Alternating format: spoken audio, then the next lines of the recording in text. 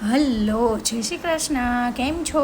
આજે તો અમે નીકળી ગયા છીએ અમારા ગામ જવા, કેમ કે ત્યાં હતા ભાઈને ત્યાં રાંદલ. જો માતાજીનું સ્થાપન થઈ ગયું હતું તો અમે બધાએ માતાજીના દર્શન કર્યા અને છોકરાઓને પણ કરાવ્યા.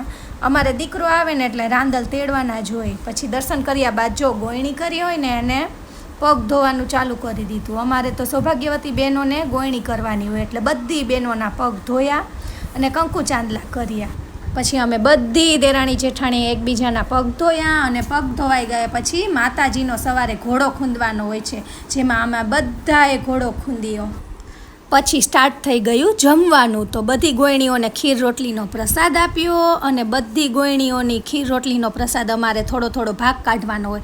એ ભાગ કાઢ્યો અને બધો પ્રસાદ લીધો. પછી તો જમવા બેસી ગયા. જમવાનું પણ ખરેખર બહુ જ સરસ હતું. તો પેટ પૂજા કરી અને રાત્રે પણ ભૂવા આવે એટલે પછી ઘોડો ખૂંદવાનો હોય. તો મિત્રો, તમારે રાંદલમાં ઘોડો ખૂંદવાનો હોય કે નહીં તે મને કમેન્ટ કરી જણાવજો. ચલો, વિડીયો ગમ્યો હોય તો લાઈક, સબસ્ક્રાઈબ, શેર કરો.